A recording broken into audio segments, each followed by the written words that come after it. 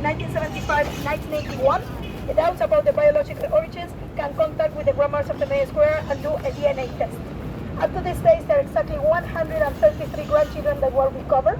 They are looking for a little bit less than 400 more that they know for sure they were stolen by the last dictatorship.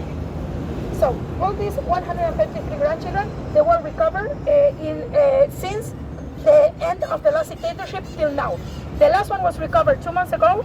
The first one was recovered in, I think, 1985, 1986. Why do I tell you this? Because you can understand the diversity of stories about this. So you have a lot of grandchildren that consider that the parents that raised them are criminals, part of the dictatorship, they want nothing to do with them.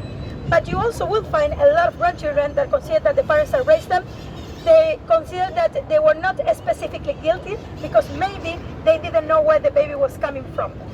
When it is proven that someone is a child of the disappeared, the adoptive parents have to be prosecuted, because even if it's true that they didn't know where the child was coming from, the adoption was completely illegal.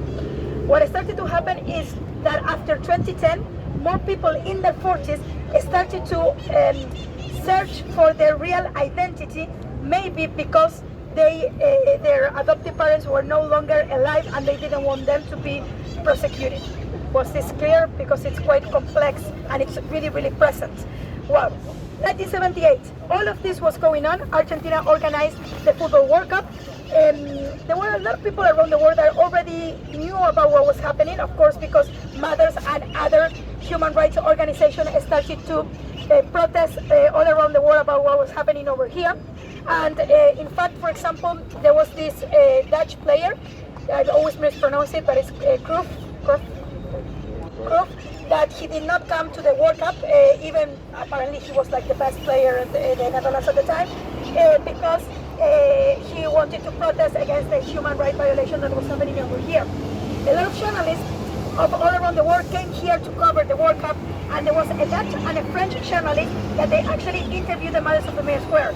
So the only testimonies of mothers and grandmothers of the May Square here during the dictatorship were made by European journalists that came here to cover the World Cup. Argentina won the World Cup. In fact, the final was against the Netherlands, and the players of the Netherlands did not say hi to the dictator of Argentina at the time in a way to protest about what was going on over here. 1992, the military government of Argentina was losing popularity because of a lot of different reasons, but mainly because of an economical crisis upcoming. And what the government decided in order to stay in power, also there were a lot of accusations about the human rights violations in 1982. So in a way to kind of like hide everything that was going on and also stay in power, the military government of Argentina did a military campaign. 2nd of April of 1982, the military government of Argentina announced everyone that they have recovered the Islas Malvinas. Probably you know this by the English name, which is the Falkland Islands. So the islands are located in the South Atlantic. They are currently British, but Argentina demands for its sovereignty. I don't know if you, how long have you been here, but it's quite present, like even in the buses, you're gonna see the bumper sticks about the Malvinas and all of that. And in 1982, it was quite present as well. So when the government announced everyone that they have recovered the islands, within 2 or 3 hours, this May Square was overcrowded with people euphorically celebrating this.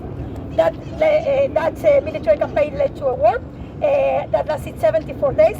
Argentina lost the war, and the very same day Argentina lost the war, the military government called for a transitional government, and then the transitional government called for elections.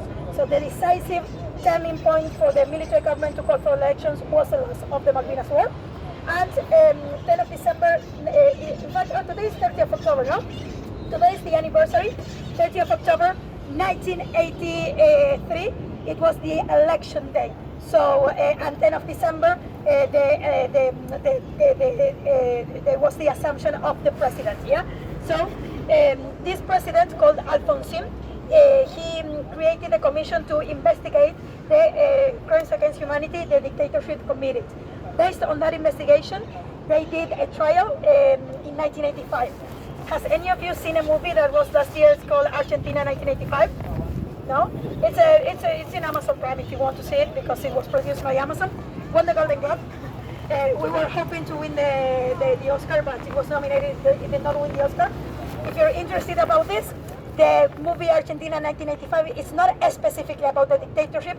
It's about the trial against the leaders of the last dictatorship, which was quite a really big deal because it was made 2 years after the dictatorship ended, actually 1 year and a half after the dictatorship ended, and it was the first time that a civilian court prosecuted members of the military forces, and it was the first time that the national government prosecuted the national government. So since 1983 till now, as I told you, this is the longest period of uninterrupted democracy in Argentina. Was this clear? Do you have any questions or doubts? Okay, so, yes. Sorry? Yes, there is for the babies that were stolen and given, yes, there is compensation. Yeah. And in fact, sometimes what happened is that there was even more compensation to encourage people to go and find out about their identity. Because now the grandchildren are 46, 45, 44, 45, 46 years old. So there was in a time by a different government, like a way to encourage young people was to give more compensation about that. Of course, that was interpreted as, I don't know, like a bribe from some other part of the society. As you can always see, there was always sides.